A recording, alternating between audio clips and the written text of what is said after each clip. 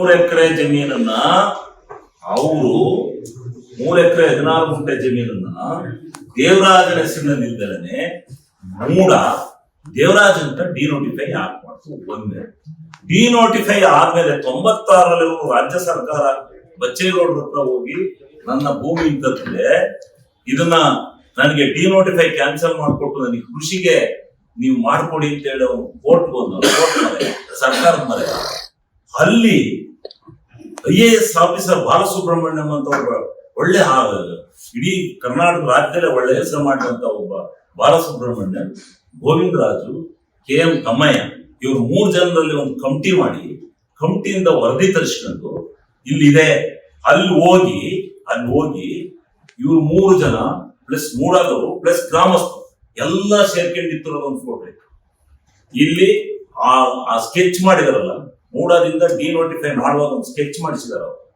ಅಲ್ಲಿ 3 ಎಕರೆ 16 ಗುಂಟೆ ಜಮೀನು ಡಿನೋಟಿಫೈ ಇಂದ ಈ ನೋಟಿಫಿಕೇಶನ್ ಇಂದ ಕೈ ಬಿಡಲಾಗಿದೆ. ಡಿನೋಟಿಫೈ ಮಾಡಿದಾರಿಂದ ಬರೆದಿದ್ದಾರೆ, ದಾಖಲೆ ಇದೆ.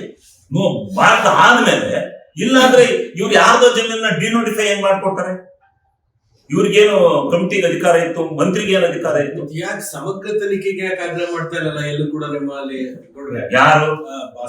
ಈಗ ಸಮಗ್ರ ತನಿಖೆ, ಜುಡಿಷಿಯಲ್ ತನಿಖೆ ನಾವೇ ಮಾಡಿ ಇನ್ನೊಂದು ಎತ್ತನಾರ ತನಿಖೆ ಮಾಡಿ ಅಂತ ಹೇಳಿ ನಾವೇ ಹೋಗೋದನ್ರಿ? ನೀವು ಮಾಡಿಸ್ಕೊಳ್ರಿ, ನಿಮ್ ಸೆಂಟ್ರಲ್ ಗವರ್ಮೆಂಟ್ ಮಾಡಿಸ್ಕೊಳ್ಳಿ. ಯಾರು ಪ್ರಾಸಿಕ್ಯೂಷನ್ ಹಂಗಲ್ಲ ಕೊಡೋದು? ಒಬ್ಬ ಕಳ್ಳ ಅಂತ ಹೇಳ್ಬೇಕಾದ್ರೆ ನಿನ್ನ ಹತ್ರ ದಾಖಲಾತಿ ಇರ್ಬೇಕು. ಸುಮ್ನೆ ಕಳ್ಳ ಅಂತ ಹೇಳೋದಲ್ಲ. ನೀನು ಪ್ರಾಥಮಿಕ ತನಿಖೆ ಮಾಡಿಸಿ ಎಲ್ಲಿ ಪ್ರೂವ್ ಆಗಿದೆ, ಯಾವ ನಿಮ್ಮ ಇದರಲ್ಲಿ ಅವನ್ ಯಾವನು ಇಬ್ರಾಹಿಂ ಅನ್ನೋನೊಬ್ಬ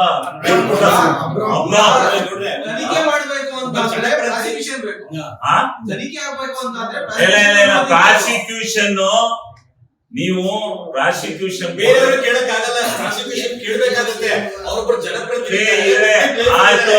ಅವನಿಗೆ ಪ್ರಜಾಪ್ರಭುತ್ವದಲ್ಲಿ ಕೆಲಸ ಇದೆ, ಅವನಿಗೆ ಕೇಳಬೇಕು, ಒಪ್ಕೋತೀನಿ ನಾನು. ಅವನ್ ಕೇಳಿದಾನೆ ಕೊಡಕ್ಕೆ ನೀವು ಒಪ್ಕೊಂಡಿದ್ದೀರಿ ರಾಜ್ಯಪಾಲ, ನಾವು ಬೇಡ ಅಂತ ಹೇಳಿಲ್ಲ. ನಾವ್ ಹೇಳ್ತಾ ಇರೋದು ನಮ್ಮಲ್ಲಿ ತರಾತುರಿ. ಹೌದು, ಈಗ 6 ತಿಂಗಳಿಂದ ಕುಮಾರಸ್ವಾಮಿ ಅವ್ರ ಮೇಲೆ ಜಂಕಲ್ ಮೈನಿಂಗ್ ಅಲ್ಲಿ ಲೋಕಾಯುಕ್ತದ ತನಿಖೆ ಆಗಿ ಪರ್ಮಿಷನ್ ಅಲ್ಲಿ ಒಂದ್ ನಿಮಿಷ ಹೇಳಿ ಅವೆಲ್ಲ ರೆಕಾರ್ಡ್ಸ್ ಇಟ್ಟಿದ್ದೆ ನಿಮಗೆ ಕೊಡ್ಬೇಕು ಅಂತ ಮನೆ ಮರ್ಕೊಂಡ್ಬಿಟ್ಟೆ. ಈಗ ತಡ್ರಿ ಅದನ್ನ ನೀವು ಈಗ ಯಾಕೆ ಪ್ರಾಸಿಕ್ಯೂಷನ್ ಕೊಡಿ ಅಂತ ಹೇಳ್ಬಿಟ್ಟು ಅರ್ಜಿ ಬರದಲ್ಲ? ಒಂದು ತನಿಖೆ ಲೋಕಾಯುಕ್ತ ಒಂದು ಸಂಸ್ಥೆ ಅದು ನ್ಯಾಯಾಂಗದ ಬಗ್ಗೆ ವಿಚಾರಣೆ ಮಾಡುತ್ತಾರೆ ಮಾಡಿ ಆಯ್ತು. ಇದು ಆಪಾದಿತರು, ಇವರು ಡೂಪ್ಲಿಕೇಟ್ ಕಂಪ್ನಿ ಇಷ್ಟು ಹಣನ ಇದು ಮಾಡಿದ್ದಾರೆ, ನೀವು ಪ್ರಾಸಿಕ್ಯೂಷನ್ ಕೊಡ್ರಿ, ಅವ್ರ ಮೇಲೆ ಆದೇಶ ತಗೊಳ್ತಿದ್ರೆ ಯಾಕೋದಲ್ಲ? 6 ತಿಂಗಳಿಗೆ ಒಂದು. ಎರಡನೇದು, ಶಶಿಕಲಾ ಜೊಲ್ಲೆ ಹತ್ರ ಅಷ್ಟೊಂದು ಸತ್ತು ಮಾಡ್ತು ಅಸೆಂಬ್ಲಿನಲ್ಲಿ, ಯಾಕೆ ಕೊಟ್ಟಿಲ್ಲ?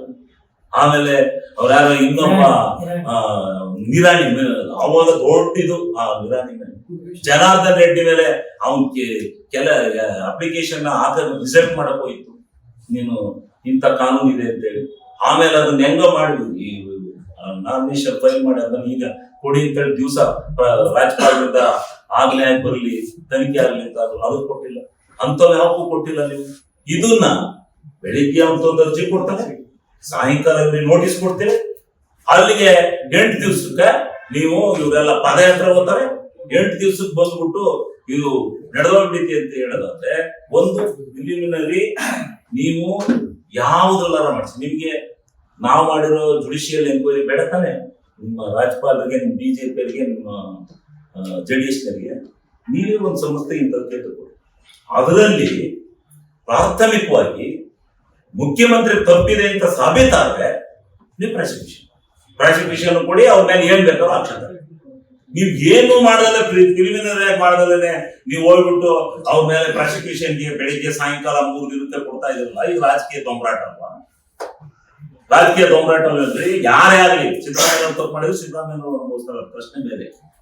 ಈಗ ನೀವ್ ಮಾಡ್ತಾ ಇರೋ ವಿಧಾನ ನೋಡಿದ್ರೆ ಇದು ರಾಜ್ಯಪಾಲರನ್ನ ಕೈಗೊಂಬೆ ಮಾಡಿಸ್ಕೊಂಡು ಸೆಂಟ್ರಲ್ ಗವರ್ನಮೆಂಟ್ ಈ ಇಡಿ ರೂಪದಲ್ಲಿ ಎಲ್ಲ ಸರ್ಕಾರಗಳನ್ನ ಈ ದೇಶದಲ್ಲಿ ತೆಗೆದುಕೊಂಡಿದಾರಲ್ಲ, ಇದರ ಪ್ರತಿಫಲನೆ ಇವತ್ತು ಕರ್ನಾಟಕ ರಾಜ್ಯ ಸರ್ಕಾರ. ಒಂದು ನಮ್ಗೆ ಅರ್ಥ ಆಗಲ್ಲ. ಹೌದು. ಒಬ್ಬ ಜನಪ್ರತಿನಿಧಿಗೆ ಮಾರಲ್ ರೆಸ್ಪಾನ್ಸಿಬಿಲಿಟಿ ನಿನಗೆ ಒಬ್ಬ ಮುಖ್ಯಮಂತ್ರಿಗೆ ಯಾವ ಆದೇಶ ಮಾಡಬೇಕು, ಯಾವ ರೀತಿ ಒಬ್ಬ ಮುಖ್ಯಮಂತ್ರಿಯನ್ನ ಕ್ವಶನ್ ಮಾಡಬೇಕು ಅನ್ನೋ ಮೊರಾಲಿಟಿ, ಕಾನೂನಿನ ಚೌಕಟ್ಟು ನಿಂತರ ಇಲ್ದ ಹೋದ್ರೆ, ರಾಜ್ಯಪಾಲ ಅಂತಲ್ಲ ಇಲ್ದ ಹೋದ್ರೆ, ರಾಜ್ಯಪಾಲ ಇವನಿಗೆ ಕಂಪ್ಲೇಂಟ್ ಬಂದ ತಕ್ಷಣ ಹೌದಾ ಸ್ವೀಕಾರ ಮಾಡಿ ಒಂದು ಸಂಸ್ಥೆ ಕೇಸ್ ವಹಿಸಬೇಕಾಯ್ತು. ವಹಿಸಿ ಕ್ರಿಮಿನಲ್ ಎಂಕ್ವೈರಿ ಮಾಡಿ 8 ದಿವಸ ನನಗೆ ಕೊಡಿ, ಆ ಡಾಕ್ಯುಮೆಂಟ್ಸ್ ಅನ್ನು ನೋಡಿ ಅಂತ ಹೇಳ್ಬೇಕಾಯ್ತು. 250 ಪುಟದ ಲೆಟರ್ ಇದನ್ನು ತಂದು ಕೊಟ್ಬಿಟ್ಟ. ಕಾಂಗ್ರೆಸ್ ಇವರು ಕೊಟ್ರು, ಯಾರು ಬಿಜೆಪಿ ಅವರು, ಅದು ತಗೊಂಡ್ಬಿಟ್ಟು ರಾಜ್ಯಪಾಲರು ಕೊಟ್ರು. ರಾಜ್ಯಪಾಲರು ಆಲಯ ನೋಟಿಸ್ ಕೊಡೋಣ ಓದಿದ್ರು ರಾಜ್ಯಪಾಲರು. ಇವತ್ತರೆಗೂ ಗೊತ್ತಿತ್ತ ಕೇಸ್ ಏನು ಅಂತ ರಾಜ್ಯಪಾಲರಿಗೆ? ಆಟ ಆಡ್ತಾ ಇದ್ದಾರೆ ಇವರು ಗೊಂಬೆ ಮೇಳ. ಅಲ್ಲಿ ರಾಜ್ಯಪಾಲರು ಬಂದ ಗೊಂಬೆ ಮೇಳ ಕೂರಿಸ್ತಾರೆ ಇವರು.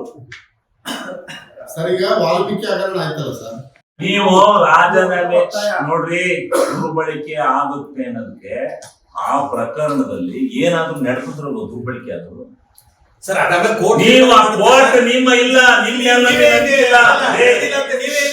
ಹೌದು, ನಿಮ್ಮ ಮೇಲೆ ನಂಬಿಕೆ ಇಲ್ಲ. ನೀವು ರಾಜ್ಯಪಾಲ ಕೈಗೊಂಬೆ ಮಾಡ್ಕೊಂಡು ಆ ಕಾನೂನನ್ನ ಒಬ್ಬ police officer, higher police officer ಹತ್ರ ಎಂಕ್ವೈರಿ ಮಾಡಿಸ್ಬೇಕಾದನ್ನ ನೀವು ತಗೊಂಡ್ಬಂದ್ಬಿಟ್ಟು ಯಾವನೋ ಒಬ್ಬ ಒಬ್ರಾನ್ ಹತ್ರ ಎಂಕ್ವೈರಿ ಕೊಡ್ತಾರ.